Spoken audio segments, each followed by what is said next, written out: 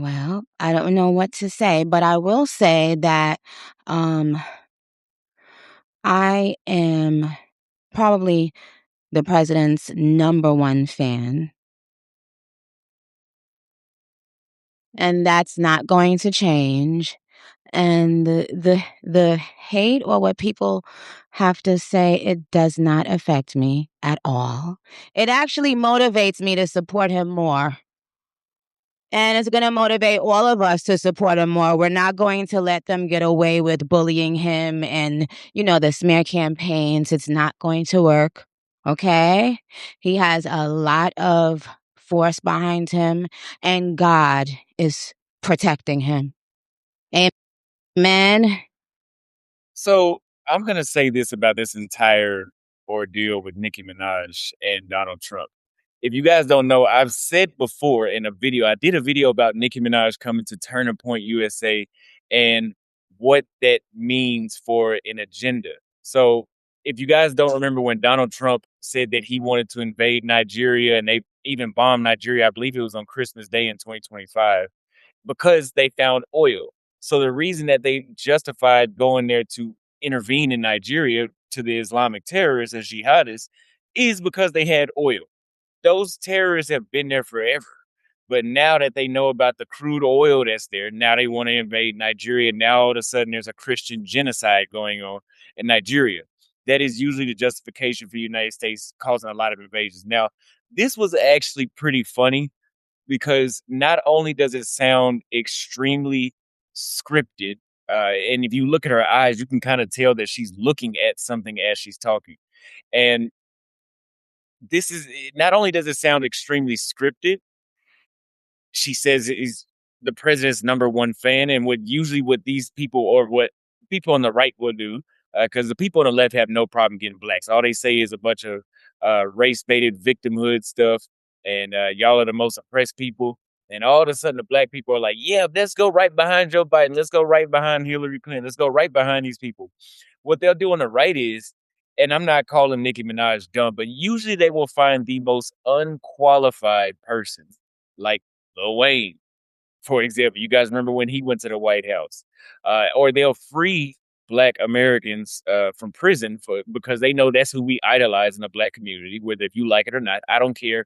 Some people watch and say, "Oh, not the Black people that I know." You know damn well that in the Black community, yes, we may have very successful people, but the people that are successful in our community that are pushed to the forefront in the media are entertainers, and especially these the hoodlum entertainers too.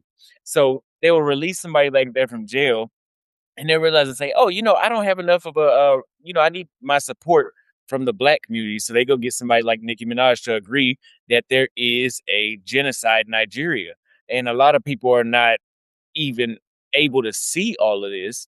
But this is just all a political stunt. And another thing that they like to do is bring up God. Have you guys noticed all of this God talk? Half of these politicians don't believe in God. Nicki Minaj probably doesn't believe in God. A lot of these people don't believe in God.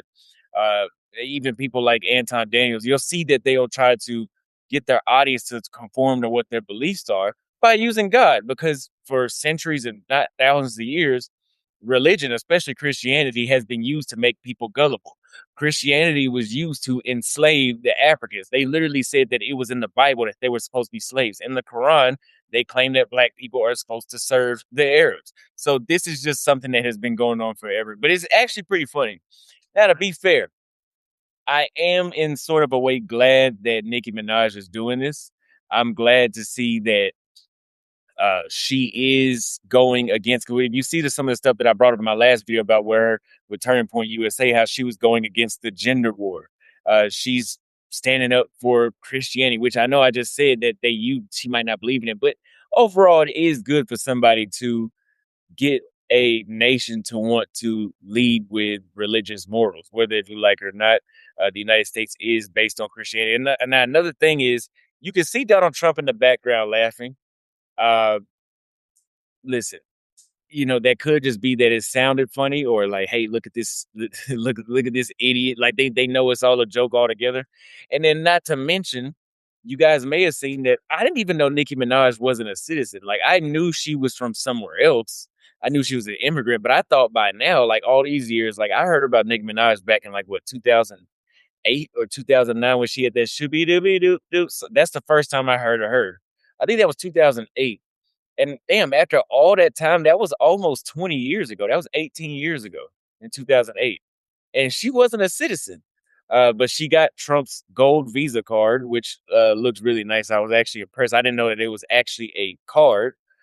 So she got her Visa card, and now she's now a U.S. citizen because she jumped on Trump's bandwagon. Now, if you want to ask me personally, I would rather this be happening than some of the other previous presidents that we've had recently, especially like Joe Biden. Donald Trump is doing a lot more things that I agree with. I don't agree with everything, but I do think he is actually putting America first to a certain degree. If you break down the things that he's doing, he is putting America first to a certain degree.